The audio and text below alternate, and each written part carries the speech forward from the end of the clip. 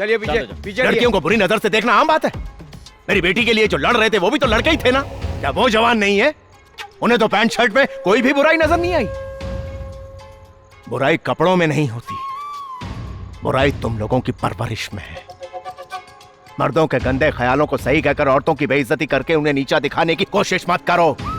अगर तुम्हारी बातों में आकर उसे कैद करके रखा तो एक बार फिर औरत की आजादी पर, उसकी सोच पर पाबंदी लगाने जैसा होगा, अत्याचार होगा। अगर उसे खेलना नहीं आता, उसमें प्रतिभा नहीं होती, तो वो खुद ही नहीं खेलती।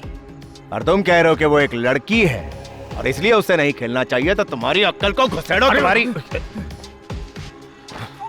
अब एक बात सुन लो तुम लोग, अब वो सिर्फ यहाँ की लोकल टीम में ही नहीं, ना ही सिर्फ स्टेट टीम में, बल्कि इंडिया की टीम में खेलेगी और जीतेगी। और फिर वही लोग जिन्होंने कहा कि मंजूनाथ की बेटी ने गांव की इज्जत को मिट्टी में मिला दिया, वो उसकी जीत का जश्न मनाएंगे और उसकी तारीफों के पुल बांधेंगे। मुझे विश्वास है अपनी बेटी पे, और कसम धरती मां की कि ऐसा ही होगा। अगर मेरी बेटी के बारे में किसी ने एक अपशब्द कहा तो मैं उसे अपने खेत में ले जाकर वहीं काट दूंगा। हाँ, चलो बेटा।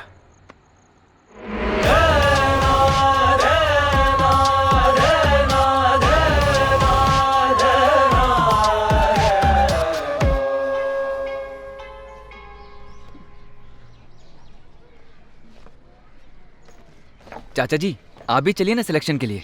नहीं बेटा, मुझे कृषि अफसर से मिलने जाना है। अरे तुम उसके भाई हो, तुम हो ना उसके साथ। ठीक है चाचा। चाची जी कौशी बहुत टैलेंटेड है, उसको खेलने अरे भाई वो बहुत नाम कमा सकती है अब क्रिकेट। इसे भी समझाओ। अच्छा खेलती है, कहना बंद करो। क्रिकेट खेलते हो इसलिए अभी तक नौकरी नहीं मिली तुम्हें। तुम्हारी माँ भी तुमसे बहुत परेशान है। तुम चाहते हो मेरी बेटी की हालत भी तुम्हारी जैसी हो जाए। क्या बात है सावित्री, वो लड़की और तुम्हारी बेटी एक है क्या? हर गली में लड़के क्रिकेट खेलते रहते हैं। कौशी उन जैसी है क्या? कौशी हमारे जिले की सबसे अच्छी खिलाड़ी है। एक और बात, इस प्रतियोगिता में लड़कियां बहुत कम है, इसलिए हमारी बेटी जीत जाएगी, जिससे उसे रेलवे में नौकरी मिलेगी। उसके बाद तुम और मंजूनाथ मुफ्त में पूरा भारत दर्शन कर लेना। याद है ना, कई साल पहले तुमने मंजूनाथ से शादी करने के लिए कितनी जिद की थी। अगर तुम शादी के लिए जिद कर सकती हो तो वो क्रिकेट खेलने के लिए जिद नहीं कर सकती। तो अच्छी बातें करो, उसकी हिम्मत बढ़ाओ, खुशी से भेजो उसे। तो ठीक है, अब फैसला कर ही लिया है तो जाने दो उसे। अगर वो कामयाब हो गई तो जो चाहे वो कर सकती है, अगर नहीं हुई तो ये बैट उठा के सब फेंक दूंगी। फिर इसे शादी करनी ही होगी। अच्छे से समझा दो इसे। मामा जी हाँ सिलेक्शन होने पर मुफ्त में इंडिया घूम सकोगी ना? सही कहा। कह दो इसे तैयार रहे। शाबाश।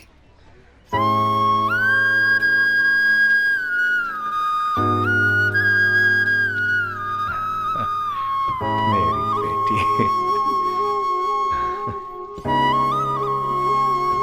ध्यान रखना बाबा। हाँ हाँ, बहुत बड़ी हो गई है तू।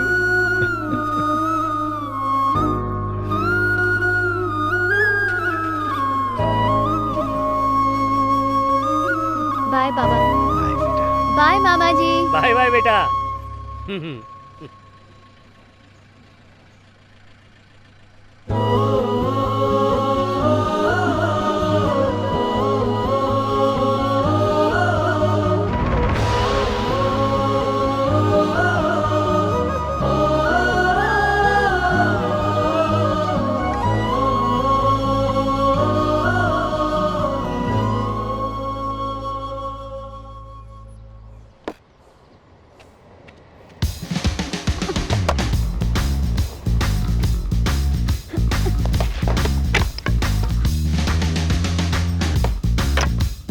देखा सर, गांव की लड़की कितनी अच्छी बॉलिंग कर रही है। आगे आगे देखते हैं क्या होता है।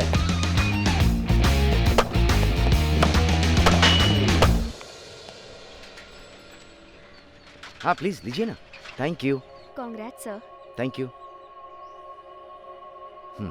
Thank you sir. एक मिनट आती जी। हूँ। अभी मैं हेलो, कोई टेंशन हाँ नहीं कौन? लीजिए। मैनेजर साहब नहीं है? नया मैनेजर ड्यूटी ज्वाइन किया है। हे छोटे, कौशी का सिलेक्शन हो गया बॉस, लेकिन सबसे मुश्किल राउंड तो कल है ना। मुश्किल राउंड तो आज ही था, कल वाला आसानी से पार कर लेगी। उम्मीद का दामन नहीं छोड़ा है। बूढ़े हो जाओगे इंस्पेक्शन इंश्योरेंस के चक्कर में। ये कभी मिलता है तो कभी नहीं भी मिलता है। नहीं सर, वो सूखा पड़ गया था, इसलिए वो कह रहे थे कि जांच अधिकारी आएंगे। जांच अधिकारी तुम्हारा लोन थोड़ी चुकाएगा। कुछ और काम धंधा करके किस्तें भरो। मेरी एक बात ध्यान से सुन लो, गांव में अब खेती का काम नहीं रहा और अब तुम किसान नहीं रहे, समझे ना?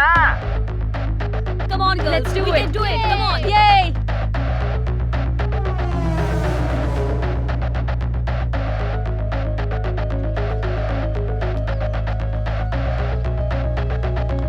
ये क्या आनंद भाई, लॉन्ग ऑन पे खड़ा कर दिया?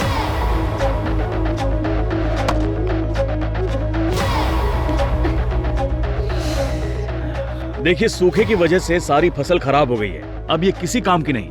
सरकार की मदद मिलना मुश्किल है। सर, अगर दूसरी लड़कियों की तरह इसको ट्रेनिंग दी जाए तो इसकी फील्डिंग काफी सुधर सकती है।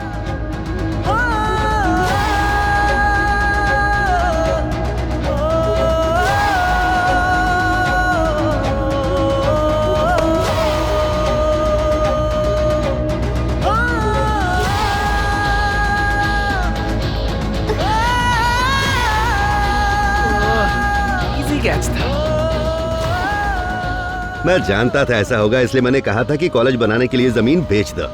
पर खेती और फसल के बारे में बात कर करके इसने भी गांव वालों को गुमराह किया है। कैसे लोग होते हैं। देखा आपने, क्रिकेट में सिर्फ बॉलिंग ही नहीं होती, बैटिंग फील्डिंग सब कुछ मायने रखता है। मस्ती मजाक के लिए अपने गांव में खेल लिया होगा, पर यहाँ नहीं चलता। ये क्रिकेटर बन ही नहीं सकती, रिजेक्टेड।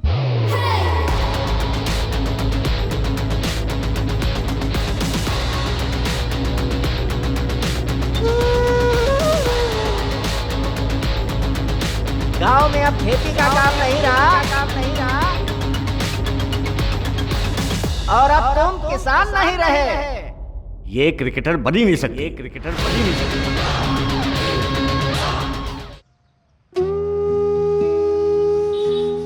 अरे मेरी सवारी तो, अरे बहुत धन्यवाद आपका। जी, मैं चलता हूँ। जी ठीक है।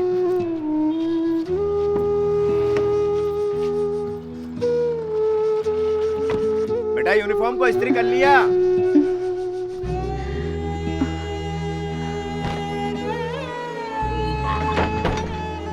रुकिए, खाना तैयार हो गया है।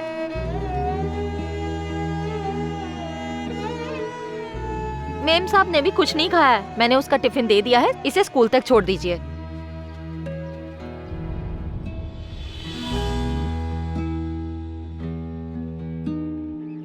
अच्छा बेटा सुनो, मैं तुम्हें लेने आ जाऊं। कौशिक को सिलेक्ट क्यों नहीं किया गया? उसका खेल सही नहीं था क्या? वो नई जगह थी ना चाचा जी, इसीलिए वो घबरा गई। अगली बार उसका सिलेक्शन जरूर होगा।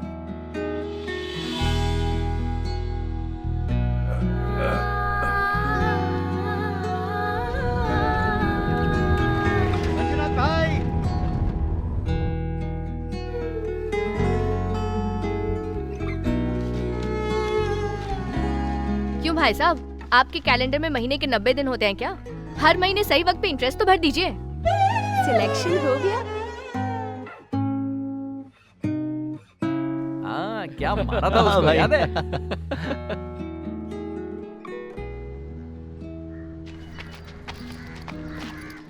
अरे ये क्या, आप तो रात को आने वाले थे। गाड़ी का क्लच दबाते दबाते पैर में दर्द होने लगा, इसीलिए जल्दी आ गया मैं।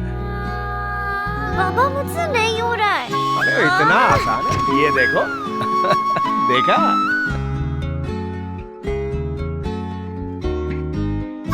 ये गई। हेलो, हम सिर्फ हनीमून के लिए गाड़ी देते हैं, शादी नहीं करवाते। ये लीजिए किराया। जी ठीक है, जी चलता कल हूँ। मिलते हैं। ये क्या बात हुई बॉस? अपने होने वाले ससुर से कोई पैसे लेता है क्या भला? वो बात नहीं है भाई, खेतों का काम छोड़कर दूसरा काम कर रहे हैं, यही इंसान के लिए शर्म की बात है। अगर मैंने इन्हें मेरे लिए काम करने को कह दिया तो इनकी इज्जत को ठेस पहुंचेगी। इसलिए मैंने कहा कि मेरे पास डीजल वाली गाड़ी है, पड़े पड़े वो कहीं खराब ना हो जाए, इसलिए आप इसे रेंट पर चला लेंगे तो मेरा फायदा हो जाएगा। उन्होंने मेरी बात मान ली और काम शुरू कर दिया। इज्जतदार लोगों को अपनी इज्जत जान से प्यारी होती है। हमसे 4 लाख का कर्जा लिए हुए इन्हें 2 साल हो गए हैं। भूख लगने पर खाना खाते हो ना, उसी तरह अपनी सैलरी के लिए काम क्यों नहीं कर पाते हो? अगर तुमसे ठीक से काम नहीं होता तो नौकरी छोड़ दो। सर विश्वास कीजिए, इनकी कोई गलती नहीं, मैंने ही वो। मंजूनाथ, याद रखो मैं इन लोगों को इसलिए डांट रहा हूं क्योंकि मुझे आपकी उम्र का लिहाज है। ये लास्ट वार्निंग है, 3 महीने के अंदर पूरा पैसा लौटा दीजिए। सर 3 महीने में मैं पूरी रकम कैसे लौटा पाऊंगा? अरे ब्याज भी तो टाइम पर नहीं दे रहे हैं आप। वो भी भर दूंगा सर। तो भर दो ना मंजूनाथ, जो तुम ब्याज देते हो ना, उसी से इनकी सैलरी, कन्वेंस हमें देना पड़ता है। बेचारों के पेट पर लात क्यों मार रहे हैं आप? लात? सर आपने तो बहुत बड़ी बात कह दी मुझसे। मैं तो एक किसान हूं जिसने लोगों का पेट भरा है। अगर आप किसान हैं तो फसल काटिए, हमारे गले क्यों काट रहे हैं? जाइए।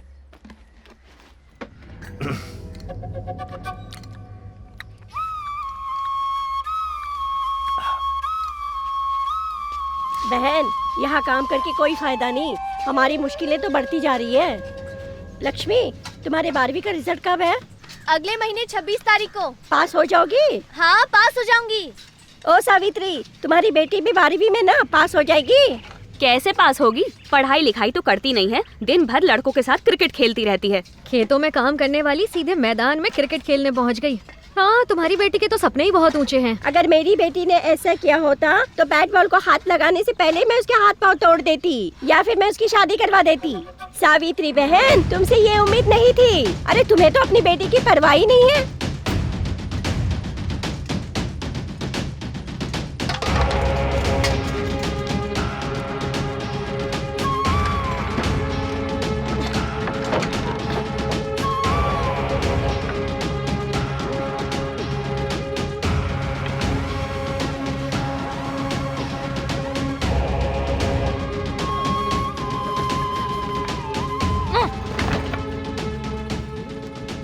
कल तक वो औरतें जो पीठ पीछे भी मेरे बारे में बात नहीं करती थी, आज उनकी इतनी हिम्मत कि मेरे सामने मुझे ताने मारती हैं। मेरा पति इस गांव में राजा की तरह घूमता था, पर तेरे क्रिकेट की वजह से अपने ही गांव के लोगों से इन्हें आज मुंह छिपाना पड़ रहा है। ये सब किसकी वजह से हो रहा है? इस मनहूस क्रिकेट की वजह से हो रहा है ना? हाँ? जो लोग कहते थे कौशी बहुत अच्छा खेलती है, वो आज तेरी वकालत करने क्यों नहीं आ रहे हैं? एक दिन यही होगा, इसी बात का मुझे डर था। उस दिन तो बढ़िया करके बोल रही थी, मैं कोचिंग क्लास जाऊंगी, सबसे अच्छा खेल कर दिखाऊंगी, पर मुझे नहीं पता था कि तू ऐसी मनहूस लड़की बनकर लौटेगी इस घर में। सुन रही, क्या मैंने तुझसे कभी कहा था कि मुझे मुफ्त में पूरा देश घूमना है? अगर तुम्हें कुछ पाना है तो सिर्फ सोचने से कुछ नहीं होगा, उसके लिए जिद पालनी होगी। तुम्हारी जिद को देखकर उस चीज के लिए तुम्हारी ये दीवानगी सबको समझ आनी चाहिए। तुम क्या करने वाली हो, कैसे करने वाली हो, मुझे नहीं पता। बस हम दोनों को तुम्हें भारत दर्शन करवाने हैं, ये समझ लो। अगर तुम कामयाब होकर वापस घर नहीं लौटी तो दोनों टांगे तोड़कर घर में बिठा दूंगी। माँ।